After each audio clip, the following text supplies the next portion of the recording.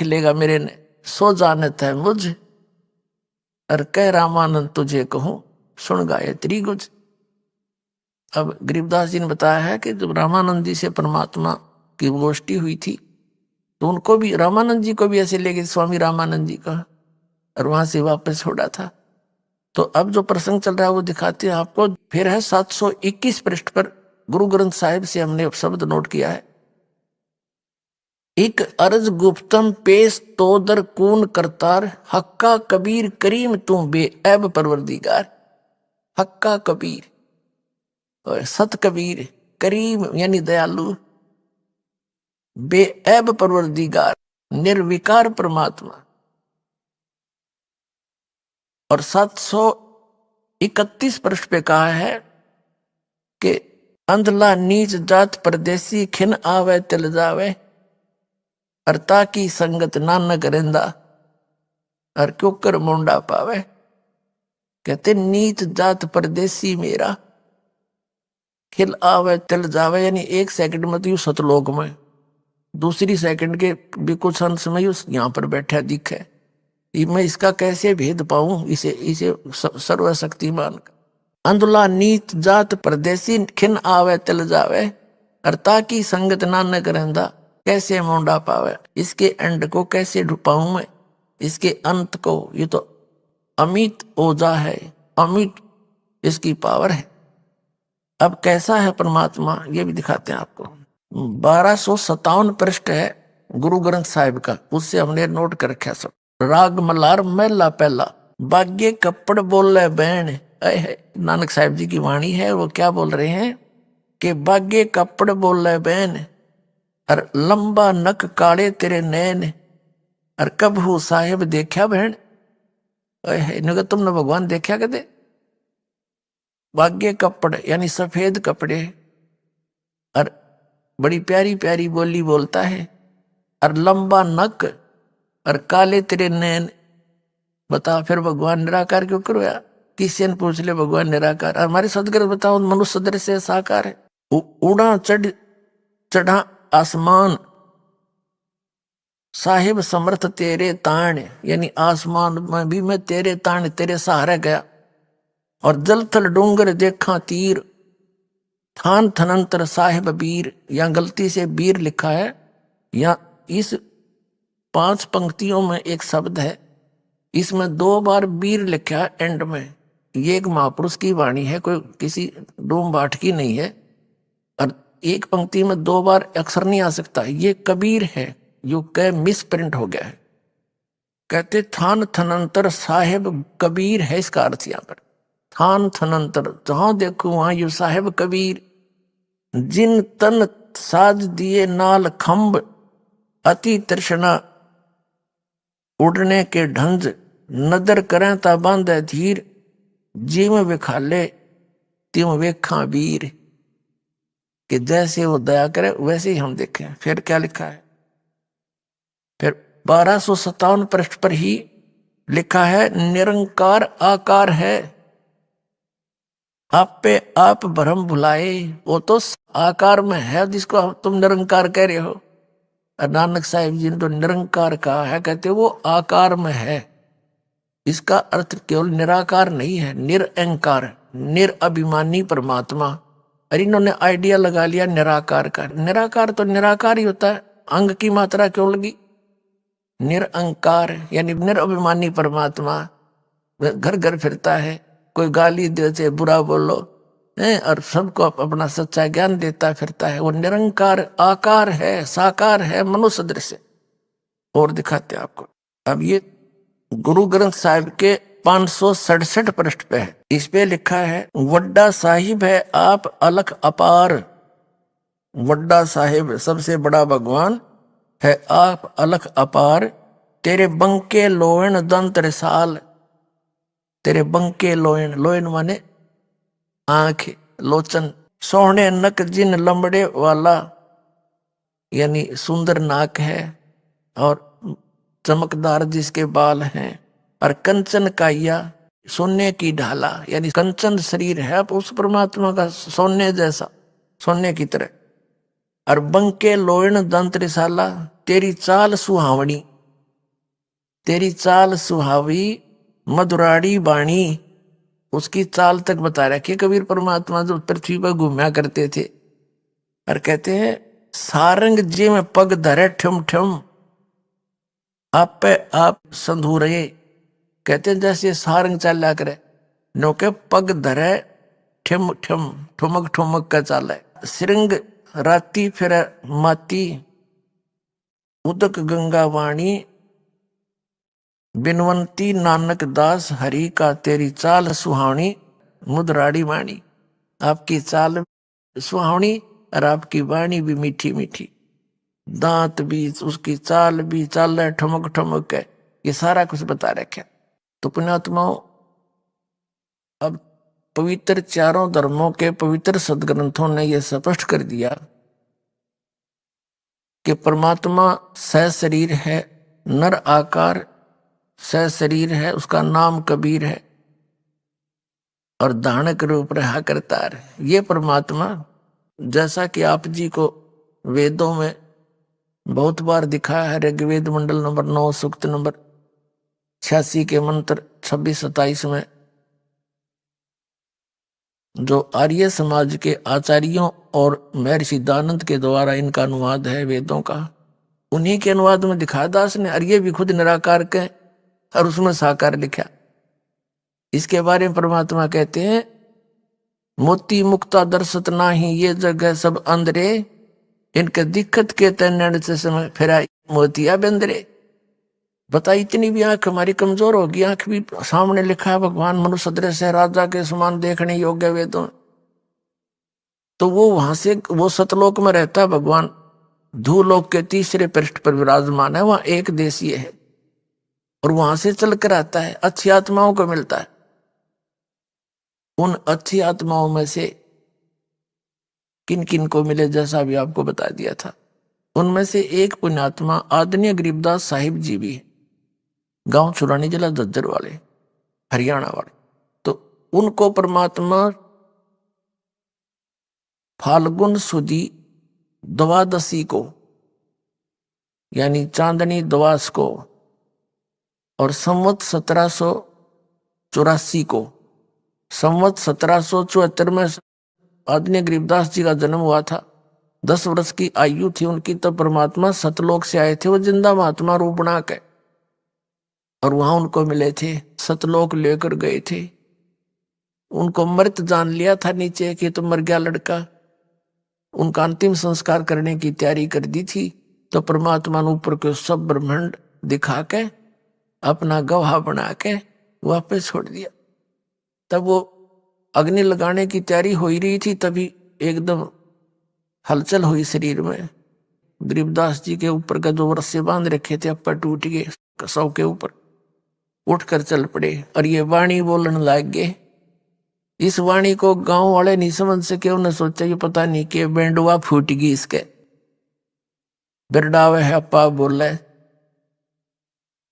एक दादू पंथी संत था, वो आ गया, 65 साल की उम्र का, वैश्य के घर जन्म था और उसने घर त्याग रखा था। दादू पंथ से वो दीक्षित हो चुका था और दादू साहिब जी को परमात्मा कबीर जी जिंदा महात्मा के रूप में आए थे और 7-8 वर्ष की आयु में मिले थे, सतलोक लेकर गए। 3 दिन और 3 रात दादू जी बेहोश पड़े रहे, मरे नहीं, नो सांस चलता रहा, ना तो फूक दे उठा कर शरीर ने गांव वाले घर के लोग। तीसरे दिन उनको भी ऐसे छोड़ा जैसे नानक जी को, ऐसे धर्मदास जी को लेकर गए थे। 3 दिन तक वो अचेत पड़े रहे थे। तो दादू पंथी, वो गोपाल दास नाम था उनका संत का, वो गांव छुड़ानी में आ गए एक दिन।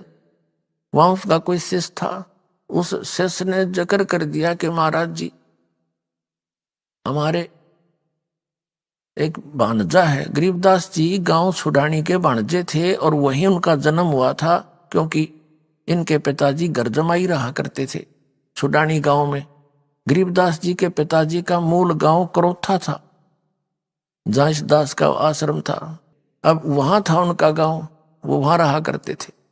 तो कहने का भाव ये है कि उस गांव वाले व्यक्ति ने और उधर से क्या हुआ था, जब गरीबदास जी को कबीर परमात्मा मिले थे, खेतों में गऊ चरा रहे थे। गरीबदास जी के नाना जी का बहुत बड़ी जमीन थी, जाट थे ये, जाति से किसान थे, बहुत घनी जमीन थी, 1400 एकड़। और वहां गौवें 150 के करीब रखा करते। कुछ गरीबदास जी भी पाली, स्वयं भी गए हुए थे, और नौकर भी पाली, और भी दूसरे गांव वाले भी वहीं चराया करते इनके खेतों में गौवों को। तो कबीर परमात्मा सतलोक से जिंदा महात्मा के रूप में आए थे। तब इन पालियों ने आग्रह किया था, भगवान रोटी खाओ, भोजन पाओ। परमात्मा ने कहा था, खाना मैं अपने घर खा के आया हूं भाई, अपने लोक से। फिर इन्होंने कहा, जी दूध तो पीना पड़ेगा, नहीं तो हम अतिथि को ऐसे जाने नहीं देते। तो कबीर साहब ने कहा था, दूध पिलाओगे तो कुंवारी गाय का पिलाओ, कुंवारी गाय का दूध पीता हूं मैं। तो सभी कहने लगे, बाबा जी तेरी दूध पीने की नीयत नहीं, मजाक करते हो, कुंवारी गाय दूध देती है कभी? गरीबदास जी थे छोटे से बालक 10 वर्ष के, वो एक बछिया को लाए पकड़कर, कहने लगे, देखो महाराज जी, इसका बच्चा भी नहीं है, सतन भी छोटे छोटे, दूध कैसे देगी? परमात्मा ने कहा, कोई ऐसा खाली पात्र लाओ जिसमें दूध निकालेंगे। वह एक मिट्टी का बर्तन था छोटा सा, 5-7 किलो जल आ जा, उसमें दूध आ जा। वो लिया, गरीबदास जी ठा गए, दूध आ के रखा हुआ था। परमात्मा ने कहा, ले इसके सतन का नीचे कर। कबीर परमात्मा ने थपकी मारी, कुंवारी गाय के लंबे सतन हो गए, दूध की धार चल पड़ी, पात्र भर गया, अपने आप बंद हो गया। अब वो दूध परमात्मा को दे दिया। गरीबदास जी ने बोले, महाराज जी आपकी लीला है। तो अपने आत्माओं वो उन्हीं को मिलते हैं जो दृढ़ भक्त होते हैं। वो गए गरीबदास जी के खातिर थे, के लिए थे, बाकी तो नकली थे वो बैठे। परमात्मा ने दूध पिया, मुंह लगा के शेष उनको छोड़ दिया, ले भाई तुम पी लो बच्चों, अमृत है ये। जो और पाली थे 5, 7, 10 बड़ी उम्र के, कुछ 20 वर्ष का, कोई 30 का, कोई 40 और 50, 60 का, वो कहने हम ना पीवा जादू तंत्र का दूध और पाप का दूध, कुंवारी गां का हम कदे भी ना पीवे। और तेरी जात का भी रहना, तो किस जाति का है? वो तो उठकर चले गए। गरीबदास जी कहने लगे, ला जिस दास को दो महाराज, आपका जूठा दूध कद कद मिला अमृत। तो पुण्यात्माओं ये लक्षण होया करे साधु भक्तों के अंदर, जो पूर्व संस्कार होते हैं उनका ऐसा स्वभाव होता है। और ये जितने नकली संतां के चले गए फंसे पड़े हैं, ये सारे इसे पुण्यात्मा थे, श्रद्धालु होकर बैठ गए, उसका दुरुपयोग करके उन्हें बैठा दिया उनका जीवन, ना कोई भक्ति। तो इस प्रकार उन्होंने उनका नाश किया। और इस श्रद्धा से कबीर साहब ने उस प्यारी आत्मा श्रद्धालु को आबाद किया, सच्ची भक्ति बता के। तो गरीबदास जी ने पिया दूध, पी के फिर परमात्मा ने उनको ज्ञान सुनाया। उनकी इतनी प्रबल इच्छा होगी कि महाराज एक बार वो लोग दिखा दो बने, वो दिखाना ही था उनको, तो गवाह बनाना था कलयुग में आपके लिए कि हु इज गॉड। ये सिद्ध करने के लिए कोई गवाह चाहिए, खुद तो यहाँ भटकते ही रहे, हमने कभी नहीं उनको पहचाना। तो गवाही बताया करते हैं कि ये है भगवान। तो वो सतलोक लेकर गए, सारा कुछ दिखा कर वापस छोड़ दिया। उसके बाद वो ये वाणी बोलते रहे, गांव वाले ने सोचा ये पागल हो गया, उसको बावड़िया कहने लग गए, पागल। अब उस व्यक्ति ने, दादू पंथी गोपाल दास के शेष छुड़ानी के व्यक्ति ने कहा, महाराज एक लड़की का लड़का पागल हो गया और उसके एकला पुत्र है, किसी संत ने जादू तंत्र का कर दिया, दूध पिला दिया जादू तंत्र का, कुंवारी गाय का निकाल के। उसके बाद वो मेंटल हो गया। और यूं का ऐसे कहते हैं कि साधु की विद्या ने साधु काट्या करें, आप कुछ दया बख्श दो, वो लड़का ठीक हो जा। उस गोपाल दास ने कहा कि लाओ बुला के, मैं कर दूंगा, जाड़े जुड़े थोड़े बहुत ये जाने करें संत पंथ से। वो व्यक्ति गया, गरीबदास जी के नाना जी, शिवलाल नाम था उनका, शिवलाल, उनसे कहा कि ऐसे ऐसे हमारे एक संत आ रहा है और इस छोरी के लड़के नो ठीक कर देगा, कहे। तो सारे 5-7 और मौजूद से व्यक्ति और बच्चे को लेकर उसके पास पहुंच गए। गोपाल दास ने पूछा कि बेटा कौन था वो जिसने तेरा जीवन बर्बाद कर दिया? गरीबदास जी कहने लगे, बर्बाद नहीं, मुझे आबाद कर दिया। क्या बताए? हम सुल्तानी नानक तारे दादू को उपदेश दिया, जात जुलाहा भेद न पाया वो काशी में कबीर हुआ। इस वाणी को सुनकर और गोपाल दास का तो सिर घूम गया। अरे इसने बावड़ा बतावे, चक्कर खा गया वो महात्मा 65 साल का बुढ़ा। और फिर बताया कि अनंत कोट ब्रह्मांड का एक रति नहीं भारे, सतगुरु पुरुष कबीर हैं वो कुल के सिरजनहारे। तो गरीबदास जी ने बताया कि हम सभी, मैं यानी इंक्लूडिंग गरीबदास, हम सुल्तान अब्राहम सुल्तान अधम बलख बुखारे का बादशाह मुसलमान, हम सुल्तानी नानक सिख धर्म के प्रवर्तक आदरणीय नानक साहब जी, हम सुल्तानी नानक तारे और दादू को उपदेश दिया, और जात दुलाहा वेद नहीं पाया और काशी माए कबीर हुआ। और फिर कहा गया अनंत कोट ब्रह्मांड का एक रति नहीं बार वो सतगुरु पुरुष कबीर है भाई कुल के सर्जन। 65 साल का बुढ़ा। अब जिसने भगवान की जरूरत है वो समाज ने ना देखा, ना इन कपड़े ने देखा मैं के बने बैठा लाल कपड़े पहन लिए, डाढ़ी बढ़ा लिए, 2 से 4 से हजार आदमी को बका कर बैठ गया संत बन के। अपना भी आप भी गधा बना कर गिर हुए बनेंगे, वाला तुम लाता रहा करोगे दोनों गुरु और चेले, या कट्ठे कुत्ते बनोगे कि टूक भी ना खाने देंगे चेले तने फिर वहां पर। तो ये खूब जानते हैं जो महापुरुष होते हैं, उनको समझना पड़ेगा ये बात। हम परमात्मा के लिए चले हैं, और परमात्मा जो भी दी तुम कर रहे हो, ये आज तक किसी ने मिला हो तो बता दो, किसी संत ग्रंथ में प्रमाण दिखा दो जो साधना तुम करे इससे भगवान पाया हो किसी ने, या दास दिखावा 6 प्रमाण आपको जिन महापुरुषों ने परमात्मा पाया उन्होंने ये साधना की। तो फिर क्यों ना छोड़ दे नकली को, आपने भगवान चाहिए बकवास थोड़ी चाहिए। तो वो 65 साल का बुढ़ा वृद्ध व्यक्ति गोपाल दास उसके तक कलेजा हिल गया। अरे तो भगवान तो मिलका रहे, क्या कर तू के राम तो मिलका रहा है, वो तो राम तो मिलका रहे थे गरीबदास जी, आदरणीय गरीबदास साहिब जी, आदरणीय नानक साहिब जी, आदरणीय दादू साहिब जी, आदरणीय धर्मदास साहिब जी, आदरणीय घीसा दास साहिब जी, आदरणीय मुलुकदास साहिब जी, ये तो राम तो मिलका रहे थे। राम से मिलका कर जो आंखों देखा लिखा उनकी अमृतवाणी में, वही वेदों और पुराणों और कुरान और बाइबल में मिला। तो परमात्मा कैसा है वो सारा प्रमाणित हो गया। वो हमने भगवान न चाहिए था, और वो कैसा है, कहाँ है, कैसे मिलता, इतना सा ज्ञान है, ये घनी बात भी कोई ना। ये घने प्रमाण तो इसलिए देने पड़ते हैं क्योंकि हमारे अंदर वो अज्ञान घना भरा पड़ा है, उसको हटाने के लिए शास्त्र प्रमाण दिखाने पड़ते हैं। और इसलिए नहीं तो दास वैसे भी सुना सकता है सारी, पहले हमें पता है परमात्मा की दया से, लेकिन ये सदग्रंथ इसलिए दिखाने पड़ते हैं कि आपको ज्ञान हो। और यदि ये दास ये सदग्रंथ ना दिखावे, जैसे परमात्मा कबीर जी आए थे 600 वर्ष पहले, वही ज्ञान जो उन्होंने बताया, ये दास केवल उनके दिए हुए ज्ञान को आपको एज ए लाउड स्पीकर सुना रहा है। इसमें कोई अपनी तरफ से नहीं मिला है, ना मेरा कोई अभिमान इस बात में मन ने कोई खोज कर लियो, ये तो भगवान ने दे रखा है और दास आपको सुना रहा है, बस इतना सा योगदान है। इसमें मान बढ़ाई वाली बात हो ही नहीं सकती। मान बढ़ाई तो उसकी हुआ, वो मान जिसने अपनी कोई डिस्कवरी कर दी हो, नहीं, परमात्मा परमात्मा ही है, जीव जीव है, तो हम जीव हैं। तो उस परमात्मा ने इस दास पे कृपा करी और ये ज्ञान दिया। तो जो प्रसंग हम उसी पर आते हैं। तो उन्होंने जैसे उस दादूपंथी महात्मा ने करबद्ध होकर, हाँ, सबको परमात्मा वहां ले गए, फिर वापस छोड़ा, और उसने करबद्ध होकर ये कहा कि भगवान ये वाणी लिखवा दो, और ये वाणी आने वाले समय में जीवों के उद्धार का कारण बनेंगे।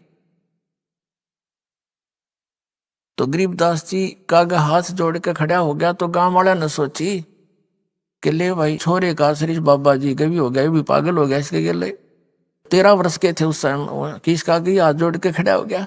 तो पुणात्मा गरीबदास जी ने तीसरे दिन उनसे बात करी, बोले नहीं बालक की तरफ भाग ले, इधर फुर फुर करके कभी इधर भाग जा।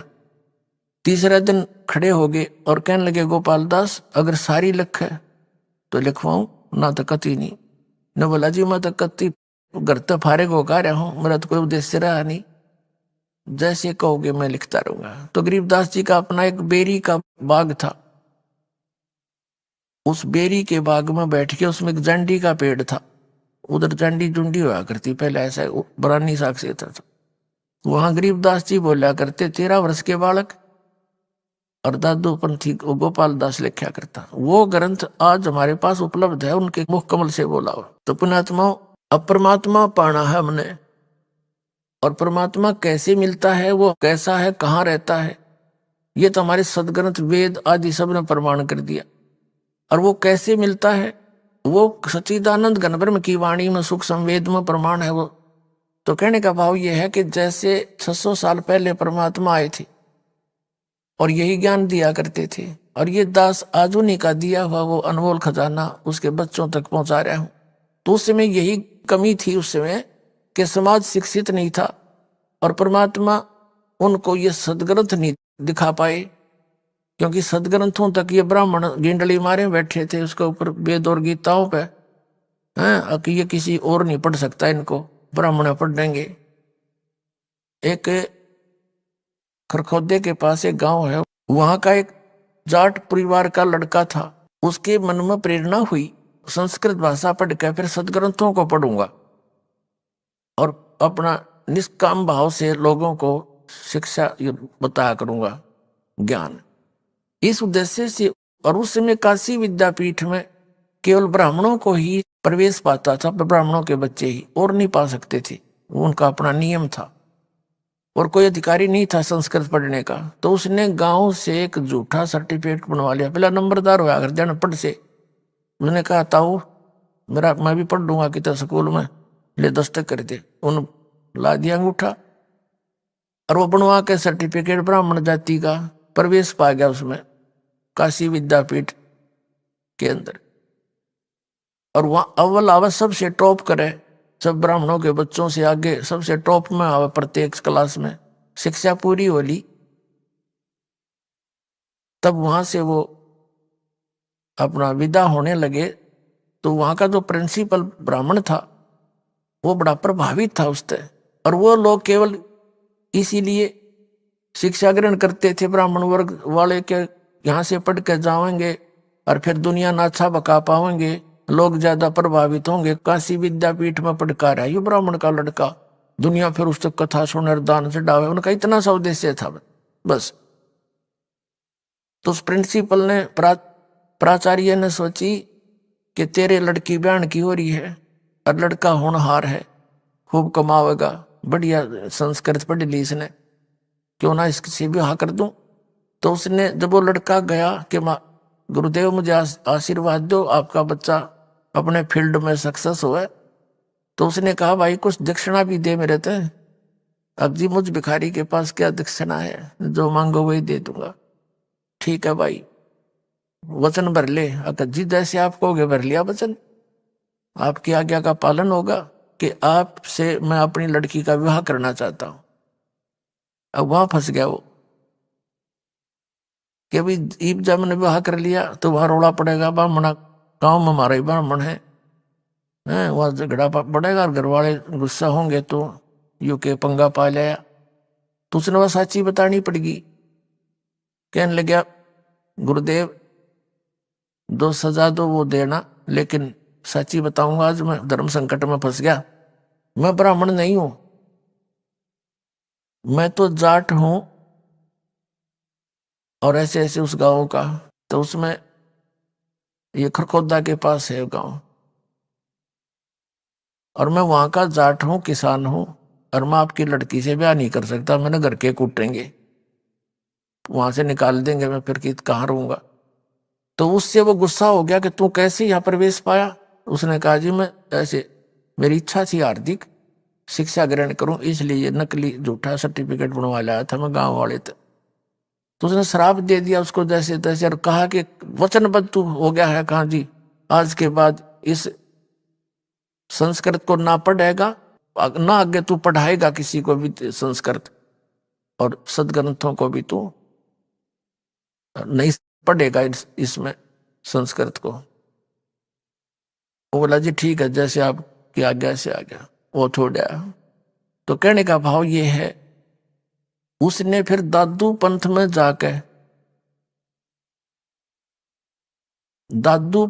जाकर संत मते में दीक्षा ले ली उस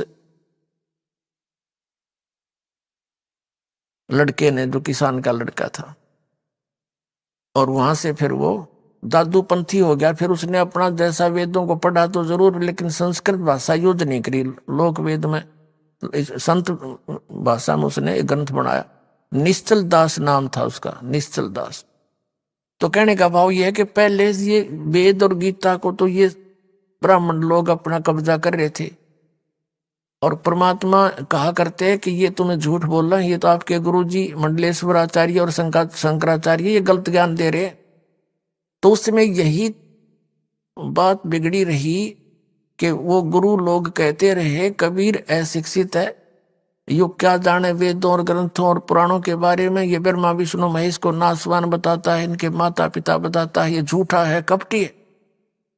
और इस बात का असर सारे भगत समाज का हो गया। सचमुच सही है, कबीर तो एक दानक है, जुलाहा है, शूद्र जाति में है, ये तो पढ़ ही नहीं सकता, क्योंकि ब्राह्मण इनको निकट नहीं आने देते थे।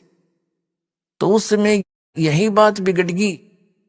इस सच्चाई को इन नकली संतों ने, मंडलेश्वरों आचार्यों और महर्षियों और शंकराचार्यों ने उस परमात्मा के ज्ञान को हमारे तक आने नहीं दिया, और परमात्मा का घोर विरोध करा दिया। उनके साथ ऐसे जुल्म करवा दिए, पूछो मत। अपने आत्माओं यही रिहर्सल इस दास के साथ हुई थी, क्रोथा कांड की। दास यही इनकी खाल उतारने लग गया ज्ञान की। महर्षि दयानंद नकली का समाचार पत्रों के माध्यम से, टीवी के माध्यम से सीडी बनाकर भक्तों को भेजा कि इसके पास खक नहीं, देखो यो महर्षि से इसे महर्षि हुआ करे।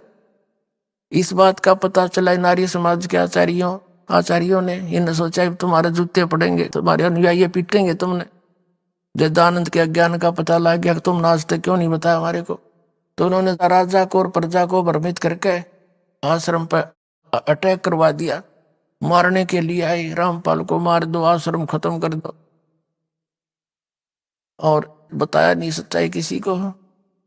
तो जाको राखे साइया मार सके ना कोई, तूने तो जुल्म किया सो किया। अब हम नो के न्यू हो गए, क्यों हो गए? क्योंकि श्रद्धालु शिक्षित है और सदग्रंथ हमारे पास थे। सब ने देखा कि यू के कारण था। कुछ एक बुद्धिमान भी लोग होया करे, सारे थोड़े एकदम बैड सब आंख बीच कर चल पड़ते हैं आज बुद्धिमान समाज। तो उस समय परमात्मा का घोर विरोध कराया और सच्चाई को मिटा दिया कति। अब दास पे कृपा करी परमात्मा कबीर जी ने वह साची कहने की। आखिरी सांस तक नो का नो बोलूंगा, चाहे तड़के शरीर चला जा, कोई परवाह नहीं बने।